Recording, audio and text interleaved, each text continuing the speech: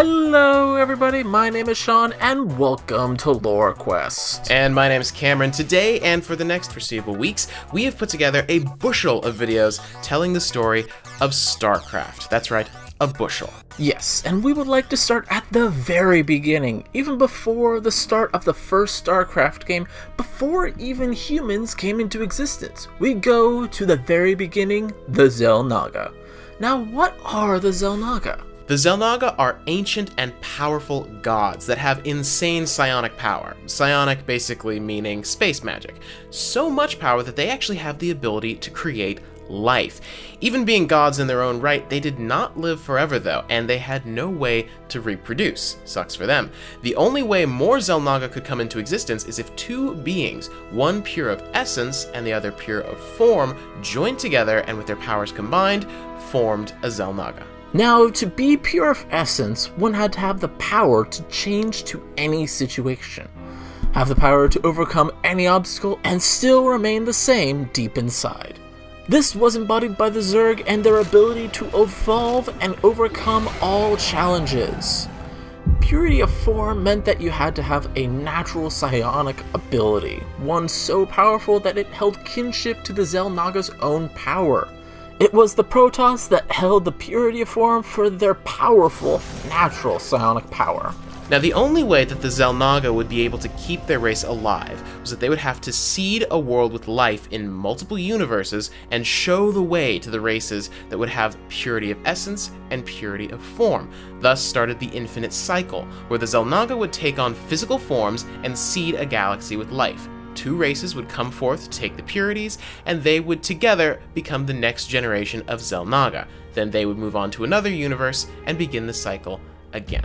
Unfortunately, this would be the last cycle for the Xel'naga, as one of their own would betray them and bring an end to the entire race.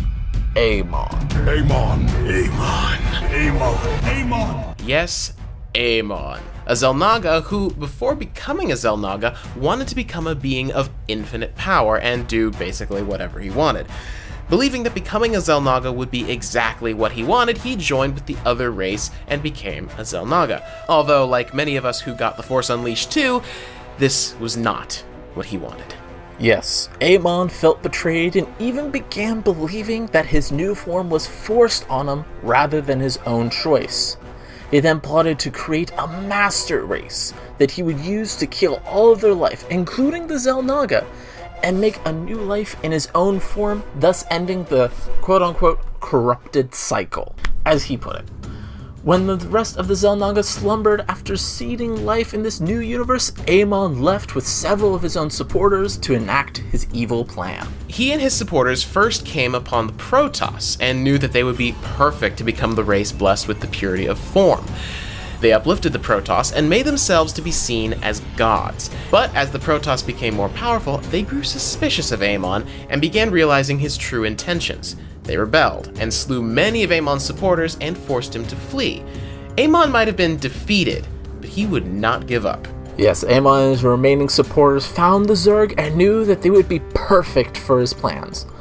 Learning from his previous mistake, he uplifted the Zerg but bound all of their wills and minds to a single Zerg, the Overmind. The Overmind had logic and reason but no free will and was under the complete control of Amon. It gave the Zerg a single directive: to destroy the Protoss. What Amon didn't realize was that the other Xel'naga were waking up to his plan. The rest of the Xel'naga woke up from their slumber and realized what Amon was doing. They then began a terrible war against one another. Amon, as a last resort, unleashed the Zerg upon the Xel'naga, killing most of them. Before the Xel'naga were all but extinct, they slew Amon and forced his mind to return to the Void, where it was forced to wait.